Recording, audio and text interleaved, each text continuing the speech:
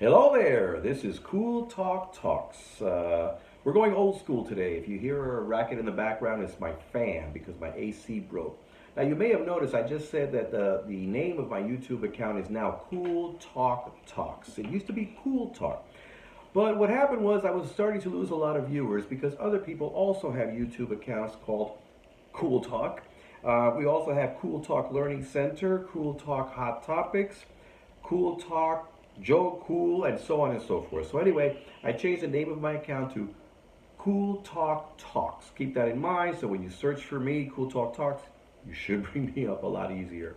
Anyway, we're going to get started. We're going to talk about the Oscars again. Now, this is not a video about predictions or anything like that. I want to talk about the reasons and my view on the lack of ratings that the Oscars has had.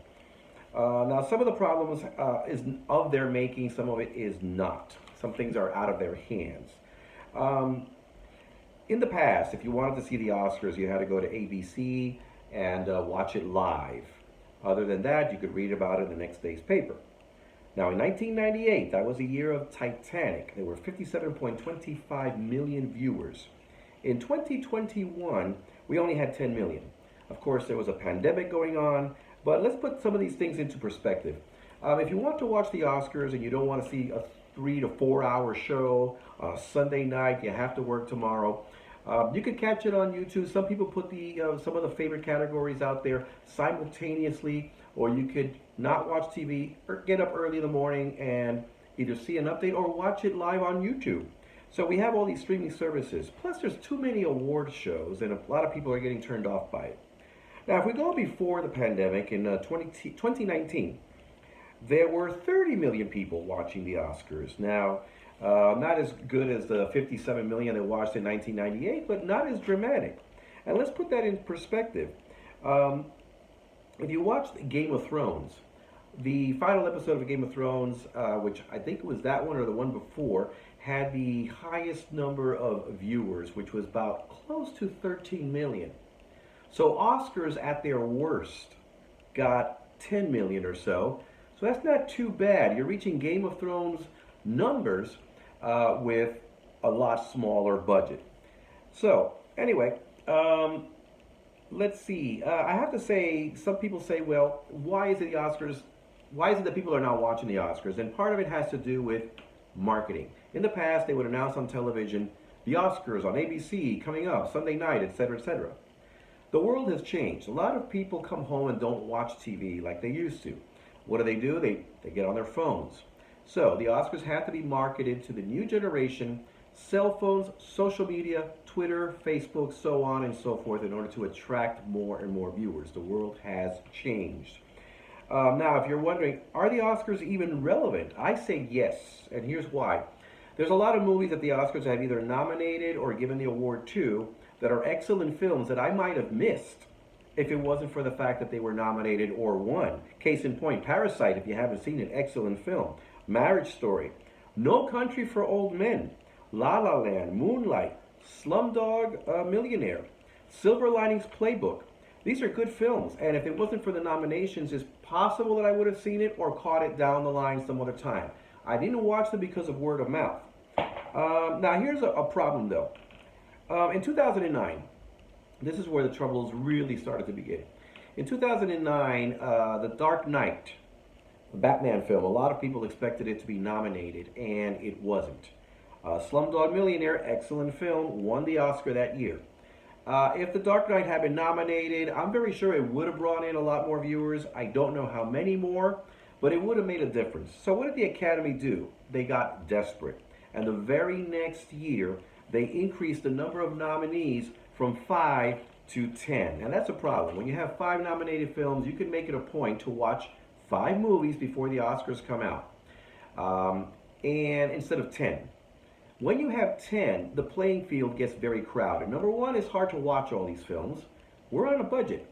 But besides that, a lot of the movies perhaps shouldn't have been nominated. The movie The Blind Side picked up an Oscar nomination when it was 1 of 10. The animated film Up, great film, I believe it won Best Animated Feature that year, which is good enough for an animated movie. It doesn't need to be nominated Best Picture. Beauty and the Beast was I believe one of the first or the first animated film to be nominated Best Picture. And that was at a time when there were only 5 nominees. So an animated film can squeeze in there if the quality is there. But I believe that when you only have 5 nominees, that means that chances are all 5 are Oscar worthy. If you have 10, you got a lot of decent films that squeezed in that perhaps shouldn't be there. It's hard for an Oscar aficionado like me to watch 10 films. So can you imagine the average moviegoer?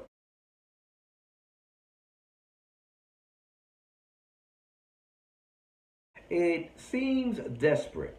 It's almost like this. It's almost like you see somebody who's attractive. This is a parallel. You see somebody who's attractive, and you want to catch that person's eye or something like that. Versus you see somebody attractive who's chasing you, and they're desperate for attention and all of this. That's what the Academy looks like today. It's almost like the Academy is that suitor, that person that's sitting by the phone, waiting for your phone call. It sounds desperate, so the Oscars have lost luster, they've lost glamour, they've lost prestige. Okay, I wanted to say the pandemic had a lot to do with it, of course. People have gotten used to not going to the movies. I haven't myself hadn't gone to the movies for about 2 years. And the Oscars, what did they do? Instead of learning their lesson, they kind of doubled down. This year, they're going to do 2 things. One, they're going to give out these separate fan favorite films. There's 2 categories. They put it on. They got together with Twitter, and they decided we're going to give an award to favorite film. Now, I don't know how that's going to go. If there's going to be an actual award, or they're just going to reward somebody in the raffle who picked the favorite film. We'll see what favorite film wins that award. The next one is the most cheer-worthy movie moment ever. And you put in your choices. The one that comes up the most wins that category. And the people that vote actually participate in a raffle. You could win something. You could win a free night at the movies for 1 year, or several streaming services and so forth. If you've picked a favorite film, you join a raffle where they'll invite you to the Oscars the very next year. Now, I'm all in favor of fun. Fun is fun. But when you have an award show like MTV or something like that, it works. But when it comes to the Oscars, there's something about it that makes it lose its prestige, especially when the Oscars were never like that. I mentioned before that already we have too many award shows. And here comes another problem. The Hollywood phonies. We've always had the Hollywood phonies begging for our attention, but at the same time, they simultaneously treat us with contempt. This woke cancel culture, where we can't have a TV host because that person told a joke 20 years ago, and therefore they feel that the average audience viewer is not going to tune in to watch the show. That's not the case. But lack of a host, the show gets a little bit disjointed. I remember years ago I watched a show with Steve Martin that came in under 3 hours. He kept the show going, kept it going, kept it going, kept it going, told a joke, kept it going, next category, told a joke. And the awards show just streamed by fairly quickly. But here's something else the Oscar did that I think is even worse. There are 8 categories, 8 awards that are going to be given out before the show is even presented live. These categories are documentary short subject, film editing, makeup, hairstyling, best original score, best production design, best short film animation, best short film live action, and best sound. What they're going to do is they're going to go ahead and give these awards out before the show even starts. They're going to edit it somehow so that they don't take that much time, and they're going to show it to us, quote, live later. I don't know. Does that mean that these 8 categories are not worthy of being presented to a live audience? This sounds like snobbery to me. They're sabotaging their fan base. Now, COVID has not helped. As I mentioned, I haven't gone to the movies in a couple of years, and a lot of people have gotten used to not going to the movies. I mentioned before the relevance of the Oscars. There's a lot of good films out there that I hope you've seen. Birdman, Spotlight will be a couple of examples right there. These are films that perhaps they didn't get the ratings that, I shouldn't say the ratings, but not as many people went to the movies to see these films. But they were good films, and I think the Academy should stick to that, where if you win an Academy Award or even just pick up a nomination, that it means something. and not that you were just one of possibly 10 films that managed to squeeze in there. Okay? They're so desperate to bring in a blockbuster. Now, when we had 5 nominees, only 5 Best Picture nominees, some blockbusters did squeeze in. Jaws was nominated for the Oscar. So was Raiders of the Lost Ark, Star Wars: A New Hope, E.T., The Fugitive. Action films can go in. Now, I could mention Mad Max Fury Road, but the reason I left that out is because it was one of 9 or 10 at the time. It used to be 5. It went up to 10. It dropped to a certain crazy accounting number that would give them like 8 or 9 or even 10 possible nominations, and now we're back to 10 again. So they don't know what they're doing. The Academy should just stick to its guns, give out an award to one of the 5 best pictures, give the show. Don't pay so much attention to the ratings. The ratings will be there. There will be good years, there will be bad years. Now, is there a reason to watch the Oscars this year? Yes. Only 2 women have ever won Best Director. They're Chloe Zhao and Kathleen Bigelow. This year, Jane Campion has been nominated Best Director, and this is her 2nd nomination. She may win for The Power of the Dog. That's one reason to root for her and watch. A couple of other Best Picture nominees were made by Netflix. Don't Look Now and The Power of the Dog. So Netflix may pick up a Best Picture. Denzel Washington, the first black man with the most nominations ever. This is his 10th Academy Award nomination. 2 couples have been nominated for Best Actor, Supporting Actor, and so forth. Penelope Cruz and Javier Bardem. They're a couple. They both have been nominated in acting categories. Kirsten Dunst and Jesse Plemons, another couple, both nominated in acting categories. Finally, Lin Manuel Miranda. He may become the 17th person in history to ever achieve EGOT. And if you're wondering what is EGOT, that means Emmy, Grammy, Oscar, and Tony. Lin Manuel Miranda has won 3 out of those. The only thing he's missing is an Oscar. And he could win for Best Song from Encanto. So let's root for them. And my message to the Academy is stop begging for attention. Just give your show, let the show be what it was. The ratings will either come back, but let me just say this, the ratings will never be what they were back in 1998 with Titanic.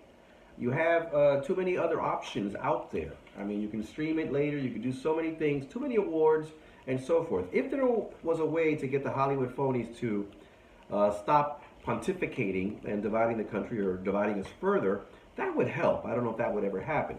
But going back to the show itself, a lot of people like movies. And last year, they lost an opportunity during COVID when the show was on. They had a lot of people sitting around tables, and they didn't show a lot of film clips. So I think what the Oscars should do is to make the show a bit more animated, make it a good show. Don't just show the nominees sitting out there in their gowns and their suits. Show film clips and throw it out there and keep the show moving as quickly as possible, as short as possible, but allow it to achieve its luster. If a Best Picture winner, a Best Picture nominee, let's just say Best Picture winner like The Artist several years ago. Good film, good film. Did it have the numbers that some of these blockbusters had? No, it didn't. But a lot of people did see The Artist because of the prestige that the Oscar brought. If you're going to lose that too, then the Oscars become more and more meaningless. So anyway, I haven't seen all the nominations. It's getting harder and harder. There was one movie I wanted to stream the other day, but it was $19.99. I am not paying $19.99 to watch a movie at home. I'm sorry. So hopefully I'll be able to watch them all and put out my predictions and my choices before the Oscars come out on March 27th. Okay, we're already in March, so I have a limited amount of time to do that. But anyway, I hope that comes up and we could do that. In the meantime, this is Cool Talk Talks. Signing off. Thanks for watching. Send me your ups and downs, likes, dislikes, or better yet, subscribe. Thanks for watching.